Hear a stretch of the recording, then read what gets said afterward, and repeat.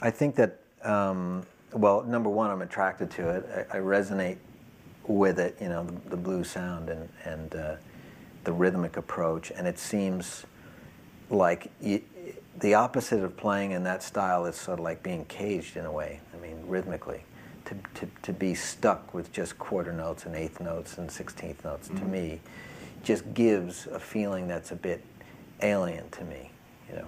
So when I hear players of any genre kind of break free of that, I don't care if it's classical music or jazz or blues or rock, to me that sounds right. That's expressive. And I want to hear it over and over again. It almost like, it sounds as if it has some sort of life-giving property that every time you hear it, you hear something new about it, you know. And it must be because, you know, I think the player is really not giving up on any level of expression, because it takes quite a bit more, I think, creativity to make something like that work, because you're not relying on this sort of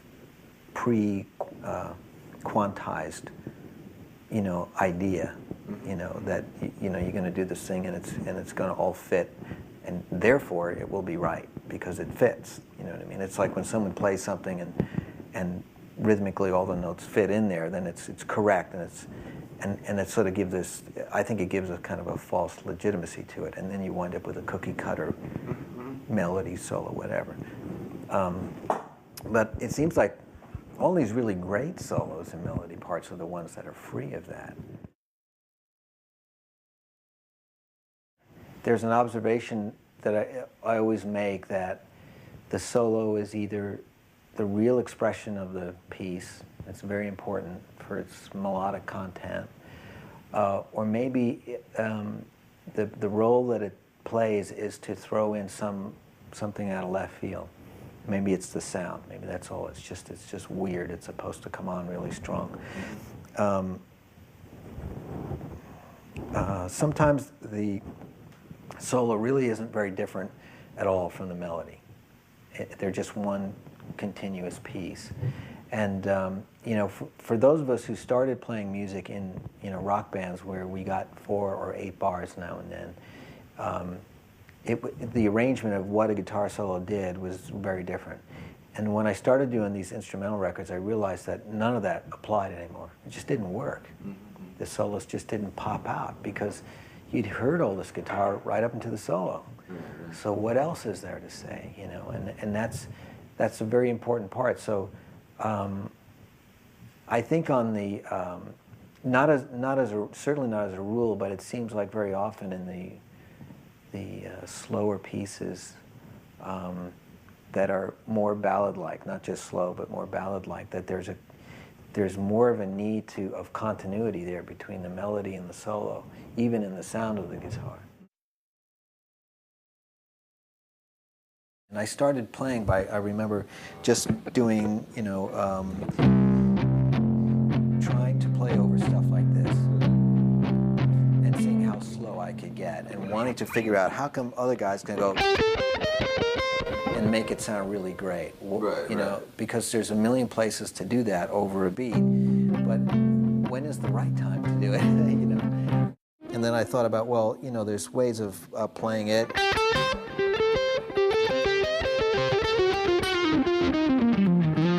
And then, you know, where you move your pick as you play it, and what notes you pinch, what notes you don't. So listening for all the variables. Yes. And the emotive quality that's going to yield somehow. And, you know, that's not only, so that's guided me towards you know, kind of picks and strings and guitars and amps, everything, because I'm looking for stuff that allows me to speak in that sort of language, you know.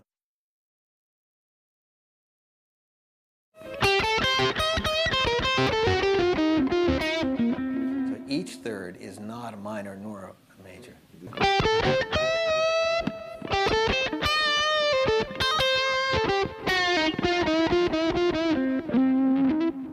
And then when you finally do hit that major third, it has such an impact. It's finally sort of finished your statement,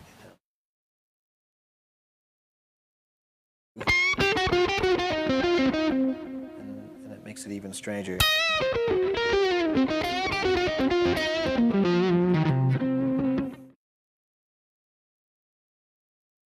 I think that if you go, I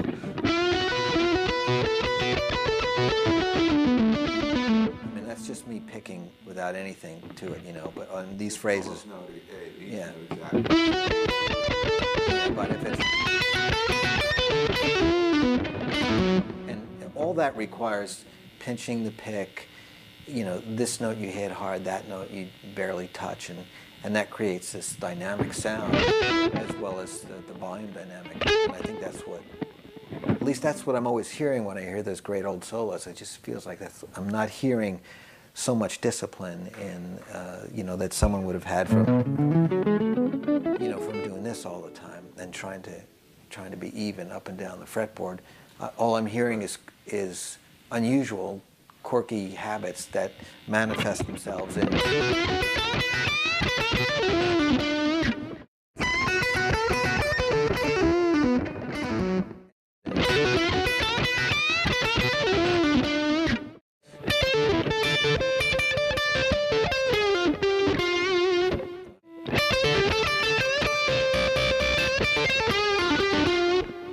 And that's with a little bit of English all over. I'm picking, and see there's like a there, and then when there's that. I could have gone, that's with no pick stuff on it, then that's with me pinching a little bit. And then if I'm using the middle finger there to get that.